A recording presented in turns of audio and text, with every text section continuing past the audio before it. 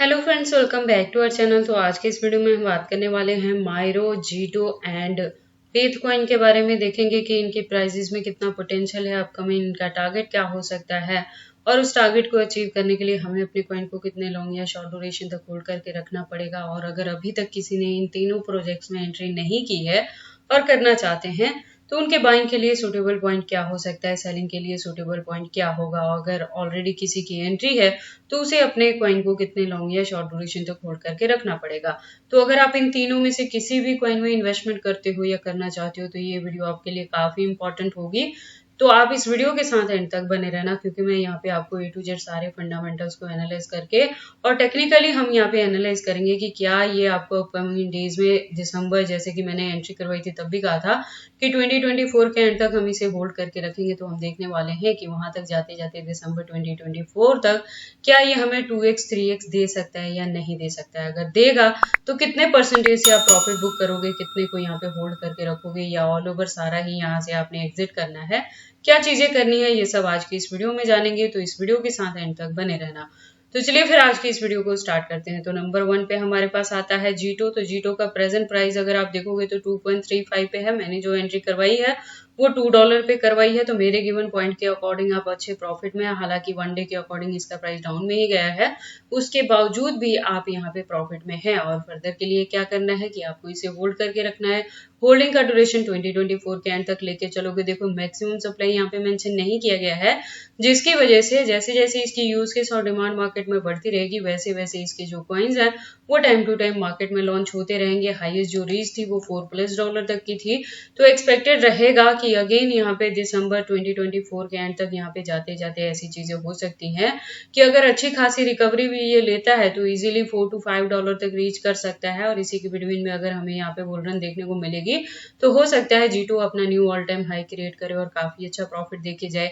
और यहाँ पे मैंने आपको लास्ट टाइम ये भी बताया था कि जब भी हम यहाँ से प्रॉफिट बुक करेंगे तो कितने परसेंटेज से करेंगे, कितने को होल्ड करके रखेंगे, वो अगेन मैं टाइम टू टाइम अपने चैनल पे अपडेट करूंगी। तो आपको चैनल के साथ ट्यून्ड अप रहना है अगर आपने मेरे गिवन पॉइंट पे यहाँ पे एंट्री की है या क्रिप्टो में इन्वेस्टमेंट के लिए मेरी वीडियोस को फॉलो अप करते हैं तो ठीक है, क्योंकि मैं टाइम टू टाइम यहाँ पे अपडेट लेके आती रहती हूँ जिस किसी भी क्रिप्टो में मैंने इन्वेस्टमेंट करवाई होती है। तो ठीक है, अब हम देखते हैं इसके फंडामेंटल्स को कि क्या रीजन है कि हम इसे बेफिक्र होकर होल्ड करके रख सकते हैं। तो देखोगे आप कि ये सोल इकोसिस्टम बेस्ड प्रोजेक्ट है, जिसकी वजह से क्या हो रहा है कि जैसे जैसे सोल के प्राइसेस में हमें अप एंड डाउन देखने को मिल रही है, उसी के फॉलोअप में जीटो के प्राइसेस में भी यहाँ पे हमें चीजें देखने को मिल रही है, उसी के अकॉर्डिंग रिकवरी ले रहा है। तो एक तो रीजन है कि सोल बेस्ड इकोसिस्टम पे है तो किसी भी तरह की वरी करने की जरूरत नहीं है, आप इसे आराम से होल्ड करके रख सकते हैं। एक्सचेंजेस की बात करें तो काफी अच्छी इसकी लिस्टिंग हुई है, हालांकि मार्केट में 2024 में ही आया था ये भी और पेथ भी। ठीक है, मायरो 2023 लास्ट में जाके यहाँ पे एंट्री इसकी हो चुकी थी ऑलरेडी।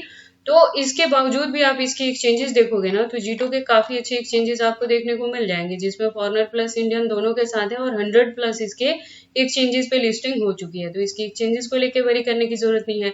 एक बड़ा जो रीजन है कि जीटो और पेथ को हम होल्ड करके रखने वाले हैं क्योंकि इनकी जो अनलॉकिंग है ना वो जैन 2025 में हमें देखने को मिलेगी। तो उससे पहले नवंबर दिसंबर तक एक्सपेक्टेड है कि ये अच्छी खासी रिकवरी यहाँ पे लेगी और 2x 3x इजीली ये हमें दे सकती है। उसके बाद हम अपने सेकंड पॉइंट पे बात करते हैं पेथ नेटवर्क पे। तो पेथ भी 2024 में ही आया है, हमारी एंट्री यहाँ पे 0.30 पे रही है, एक ही एंट्री है हमारी पेथ में।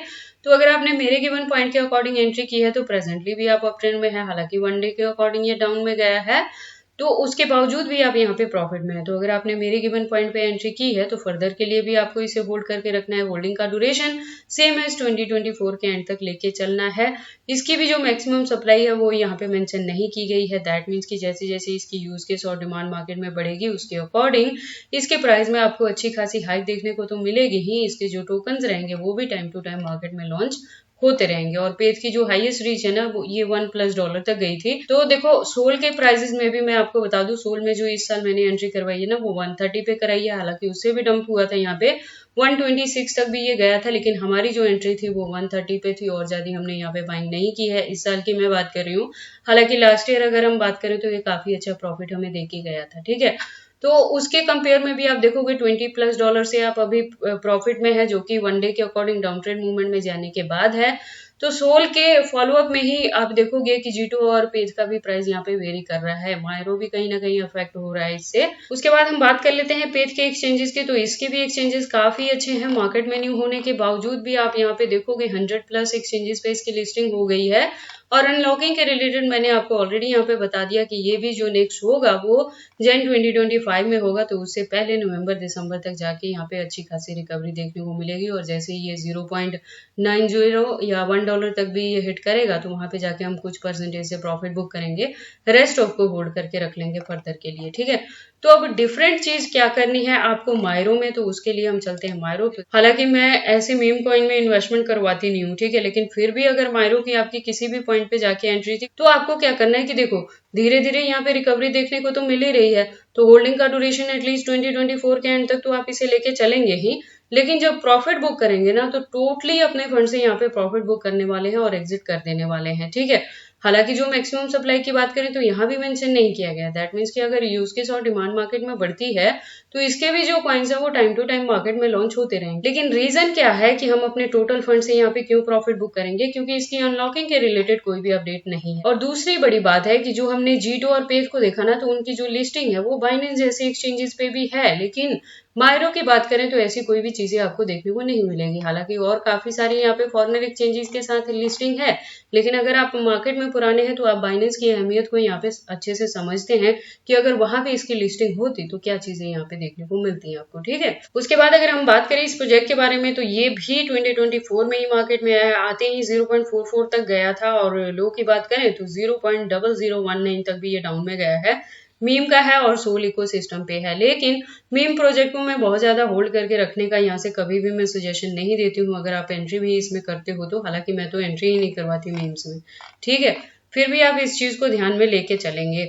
तो मायरो को हमने बहुत ज्यादा होल्ड करके नहीं रखना है। देखो होल्डिंग का ड्यूरेशन आप 2024 के एंड तक लेके चले, वहां तक जाते जाते अगेन मैं अपडेट करूंगी कि कितने प्रॉफिट बुक करोगे, कितने परसेंटेज से कितने को होल्ड करके रखोगे। देखो पिछले दिनों में इसने जो रिकवरी दी थी तो 0.17 तक गया था, तो यहाँ से मैं आपको एडवांस में चीजें बता देती हूँ कि देखो अगर ब्रेकआउट होता है ना तो 0.20 ये कवर अप कर जाएगा, तो वहां भी जाके आप यहाँ पे प्रॉफिट बुक कर लेना है और एग्जिट कर देना टोटली फंड से। उससे लॉन्ग ड्यूरेशन अगर आप लेके चलोगे तो हो सकता है कि होल्डिंग का ड्यूरेशन आपको नेक्स्ट ईयर तक भी इसमें कवर अप करना पड़ेगा, 2025 तक भी। और बाकी आपको इन तीनों प्रोजेक्ट्स में एंट्री करनी है या नहीं करनी, अगर करते हैं तो इन्हें कितने लॉन्ग या शॉर्ट ड्यूरेशन तक होल्ड करके रखते हैं, ये सारी चीजें आपकी पर्सनल चॉइसेस हैं। लेकिन जब भी आप इन्वेस्टमेंट करते हो एक बार अपने बिहाफ पे भी इन सारी चीजों को जरूर एनालाइज कर लिया करो। मैं जो ये सारी इन्फॉर्मेशन बताती हूँ ना, ये मेरा सेल्फ एक्सपीरियंस रहता है, इसमें खुद की इन्वेस्टमेंट रहती है, उसी के बिहाफ में कितने प्रॉफिट और कितने लॉस में है ये सारी चीजें अपने चैनल पे मैं डिस्कस करती हूँ। तो ये सारी इन्फॉर्मेशन कैसी लगी मुझे कमेंट करके बताएं, इस वीडियो को लाइक करें, चैनल को सब्सक्राइब करें और इस वीडियो को शेयर करें अपने दोस्तों के साथ।